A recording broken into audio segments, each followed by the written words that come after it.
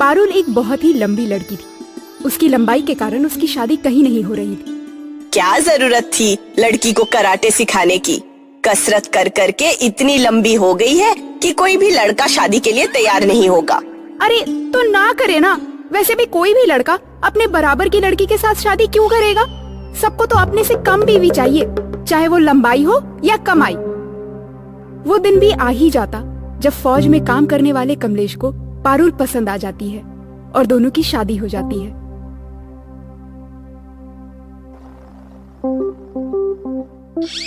मैं तो बड़ा लकी निकला जो मुझे तुम्हारी जैसी लंबी बीवी मिली, वरना मेरे साथ के लोगों की बीवियां तो ऐसी है कि पारुल का ससुराल में पहला ही दिन होता है कि अरे वो जरा ऊपर से बाल्टी निकाल देना बहू। पारुल हाथ लंबा करके बाल्टी निकाल देती है।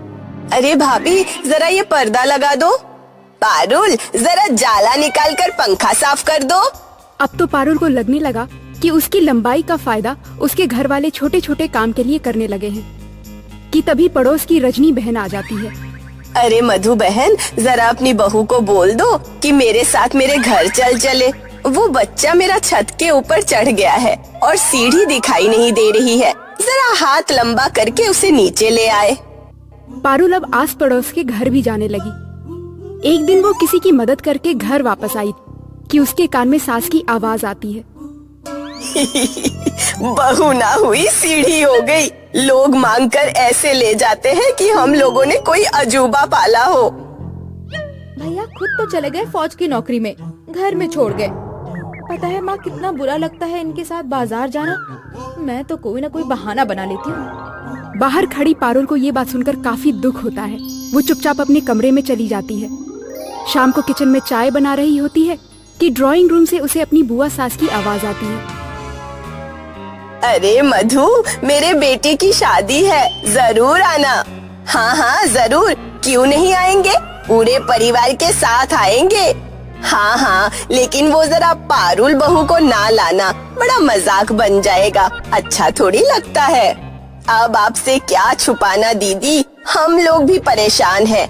आसपास मोहल्ले वाले बात बनाते हैं, कोई सीढ़ी कहता है तो कोई ऊंट। अब क्या कर सकते हैं, बेटे को जो पसंद आ गई थी करनी पड़ी शादी। पारुल कमरे में जाकर रोने लगती है कि उसके सामने एक न्यूज़पेपर पड़ा होता है। ये क्या लिखा है? अगर आपकी लंबाई इतनी है और आपका वजन इतना है तो कल का सुनहरा भविष्य आपका इंतजार कर रहा है। हमें इस नंबर पर अपनी फोटो भेजें। पारुल तुरंत अपनी फोटो खींचकर उस नंबर पर भेज देती है और अगले ही रोज वहाँ से उन लोगों का कॉल भी आ जाता है। माँ जी मैं जरा काम से जा रही हूँ, शाम तक आऊंगी। चुप रह, कुछ भी ना बोल। ठीक है बेटा तू जा। अब पारुल रोज जाती और शाम को लौटती। पारुल के चेहरे, पर्सनालिटी और बोलने चलने का अंदाज भी बदल रहा था। फिर एक दिन पारुल का पति घर आ जाता है। अरे बेटा अचानक क्या बात है, छुट्टी मिल गई? कैसे नहीं मिलती माँ, जिसकी बीवी मिसेस इंडिया बनने जा रही हो, उल्टा सबने मुझसे कहा कि मैं पारुल का ऑटोग्राफ लेकर आऊं। क्या क्या मतलब भैया, हम लोग समझे नहीं। माँ पारुल रोज कहीं जाती थी, आपने कभी जानने की कोशिश नहीं की वो कहाँ जा रही है। अरे तो घर पर रहकर भी क्या करती है? वैसे भी उनकी लंबाई का आसपास के लोग इतना मजाक उड़ाते हैं कि हम लोगों को तो उन्हें घर में ही रखने में शर्म आती थी। तुम लोग क्या करते हो? ग्रेजुएशन में 4 बार फेल हो चुकी है तू, तुझे शर्म नहीं आती? जब हर साल हम लोगों को यही बोलते हैं कि तू अभी भी कॉलेज में ही पढ़ रही है। चुप कर बेटा, बीवी के लिए बहन का मजाक बना रहा है, शर्म नहीं आती तुझे? नहीं आती माँ, मैं फौज में देश की सेवा कर रहा हूँ और यहाँ देश के लोग मेरे ही परिवार का मजाक बना रहे हैं। सिर्फ तेरी बीवी का क्या जरूरत थी इतनी लंबी लड़की को घर लाने की? ये तो आप लोगों को आज शाम को ही पता चलेगा। अब क्या था, शाम को एक शानदार फंक्शन में पारुल के सर पर मिसेस इंडिया का ताज सज जाता है। अगले दिन सभी न्यूज़पेपर और टीवी में पारुल के इंटरव्यू छप जाते हैं और घर पर भी कुछ मीडिया वाले आते हैं। ए नौकरानी जाओ पारुल मैम को बुला लाओ, बोलो स्टार टीवी वाले आए हैं। मैं नौकरानी नहीं हूँ, मैं तो। तभी वहाँ पारुल भी आ जाती है पारुल ननद के कंधे पर हाथ रखकर मीडिया वालों को कहती है, भले ही ये देखने में इतनी सुंदर सावरी नहीं है, लेकिन ये मेरी नौकरानी नहीं बल्कि मेरी बहन है। स्टार वाले ननद से माफी मांगते हैं और पारुल का इंटरव्यू करके चले जाते हैं। भाभी मुझे माफ कर दीजिए, मैंने आपका मजाक बनाया और आपके साथ चलने में शर्म आती है ये कहा। हम हमारे परिवार के साथ नहीं खड़े होंगे तो दुनिया तो मजाक बनाएगी ही ना। और कोई जैसा भी है, अगर वो आपका अपना है, आपके जीवन में खुशियां लेकर आता है, तो उससे ज्यादा प्यारा हमें कोई नहीं होना चाहिए। जैसे कि तुम, ये बोलकर पारुल ननद को गले लगा लेती है।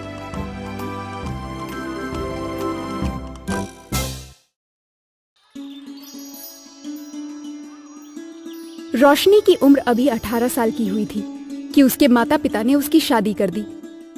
अरे कितने छोटे हाथ हैं इसके, काम तो क्या ही करेगी, कहीं इसे मुझे ही ना पालना पड़ जाए। अरे तो क्यों ब्याह लाई छोटी सी गुड़िया, रहने देती, पढ़ाई लिखाई करती, कुछ अफसर बनती। अरे हाँ, बाप इसका इतना पैसा रखा है ना, अफसर बनकर कौन सा इसने अपने बाप की तिजोरी भरनी थी। रोशनी, जो कि पढ़ने में काफी होशियार थी, सास की बात से दुखी हो जाती थी। पढ़ लिख कर तिजोरी भरो या ना भरो, लेकिन हाँ सासू माँ, देश की अर्थव्यवस्था में मदद जरूर करती। वाह बेटी, तेरी सोच तो बहुत अच्छी है। क्या पढ़ना चाहेगी आगे? अब तो मैं ही तेरा पिता हूँ। अरे हाँ हाँ, बिगाड़ लो तुम उसे, अभी घर का काम तो होता नहीं है। पढ़ाई करेगी तो पता नहीं एक गिलास पानी भी लेगी या नहीं लेगी अपने हाथों से। आप मुझे पढ़ने दीजिए सासू माँ, मैं घर का सारा काम करूंगी, जो वक्त मिलेगा बस उसी में पढ़ाई करूंगी, वादा करती हूँ। लेकिन कहते हैं ना, सास तो सास होती है, वो कहाँ बहू को पढ़ाने का शौक रखती है। फिर एक दिन रोशनी का पति, रोशनी, मैं पढ़ने के लिए शहर जा रहा हूँ, 2 साल बाद लौटूंगा। मुझे भी ले चलिए साथ, मैं भी आपके साथ रहूंगी, पढ़ाई में आपकी मदद करूंगी। हाँ हाँ हाँ, अच्छा जी, तू साथ जाएगी और इस गांव में हम मियाँ बीवी डांस करेंगे अकेले। इसलिए नहीं ब्याह करवाया था कि तू जाकर शहर ऐश करे और मैं गांव में गोबर लिपूं। माँ जी, लेकिन मुझे भी पढ़ने का शौक है, मैं भी पढ़ूंगी, नहीं तो मैं भी जाऊंगी इनके साथ शहर। सास परेशान हो जाती है, वो समझ नहीं पाती है कि क्या करे, कि तभी ससुर आ जाते हैं।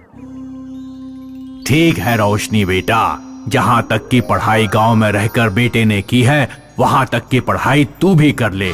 तेरा भी समय कट जाएगा और हम लोगों को भी अकेलापन नहीं लगेगा। बस फिर क्या था, रोशनी गांव में रहकर पढ़ाई करने लगती है। अरे रोशनी, जरा पैर दबा दे आकर, जोरों का दर्द है पैरों में। माँ जी, कल मेरी परीक्षा है, ये देखिए, इतनी मोटी किताब को पूरा पढ़ना है। सास को गुस्सा आ जाता है, वो उसकी सारी किताब फाड़ देती है। ले पढ़ ले अब। अरे किताब क्या हाथ में ले लिया, खुद को कलेक्टर समझने लगी है।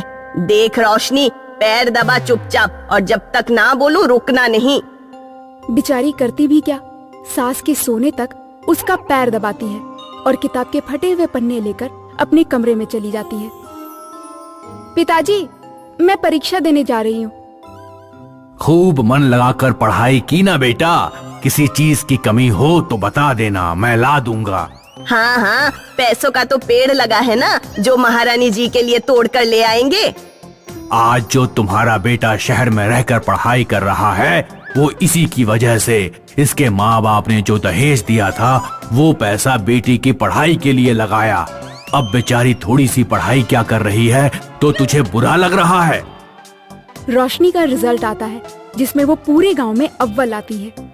शाम को मीडिया वालों के साथ एक मंत्री रोशनी के ससुराल पहुंचता है। आप लोगों की बेटी ने कमाल कर दिया, इतने अच्छे नंबरों से तो गांव में आज तक कोई पास नहीं हुआ। हाँ हाँ, ठीक है ठीक है, वैसे ये हमारी बेटी ना है, बहू है बहू। और वैसे भी ये जो पढ़ाई लिखाई का नाटक था ना, वो बस यहीं तक का था। अब तो आगे ना हमारे पास पैसा है और ना ही ताकत। मैं इसलिए आया हूँ, गांव में नया कॉलेज बना है जहाँ डॉक्टरी की पढ़ाई होती है। आपकी बहू को हम लोग वहाँ फ्री में शिक्षा देंगे। अरे मंत्री जी, आपका बहुत बहुत धन्यवाद। हम लोग बड़े भाग्यशाली हैं जो रोशनी जैसी बहू हम लोगों को मिली। रोशनी की आगे की पढ़ाई भी शुरू हो जाती है, लेकिन सास का किसी न किसी तरह परेशान करने का सिलसिला भी खत्म नहीं होता। मैं कल नहीं जा सकती, कल तो बहुत ही इम्पोर्टेंट लेक्चर है। अरे हाँ, मेरा बेटा वहाँ डॉक्टरी की पढ़ाई कर चुका है, तब जाके उसके इतने नखरे हुए ना। तेरा पता नहीं कहाँ के नखरे हैं जो खत्म ही नहीं हो रहे हैं।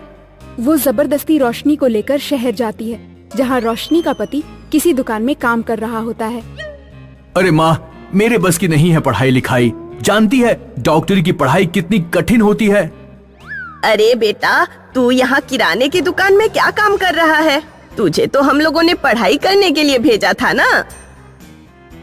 माँ, वो तो मैं जुए में हार गया। अच्छा, पिताजी को ना बताना कि मैं यहाँ ऐसे। देखिए, आप गांव चलिए, पिताजी से बात करिए, वो कोई ना कोई उपाय निकालेंगे। पढ़े लिखे और अच्छे घर के होकर आप यहाँ नौकर बनकर काम कर रहे हैं, ये ठीक नहीं है। 12 तक की पढ़ाई तो की है ना आपने, अब तो गांव में भी कॉलेज खुल गए हैं, आगे की पढ़ाई वहां कर लेना। सास और रोशनी बेटे को लेकर गांव आ जाते हैं। हे भगवान, इस लड़के ने तो पूरे गांव में नाक कटा दी। एक एक पैसा जोड़कर मैंने बड़ा अस्पताल बनवाया था कि गांव का अपना एक अस्पताल होगा जहां मेरा बेटा डॉक्टर होगा। अब क्या करूं मैं इस अस्पताल का? अरे तो तूने वो पैसे का क्या किया जो हम लोग तुझे पढ़ाई के नाम पर भेजते थे? हमेशा तो आप मुझे ही सिखाते थे। आज आपको क्या हो गया? सामने खड़ी है ना ये रोशनी, ये संभालेगी आपका अस्पताल और गांव के लोगों का इलाज करेगी, है ना रोशनी बेटा? और मैं क्या करूंगा? तू तो पुड़िया बांधना सीख ले। रोशनी जो दवाई लिखेगी उसकी पुड़िया बांधना।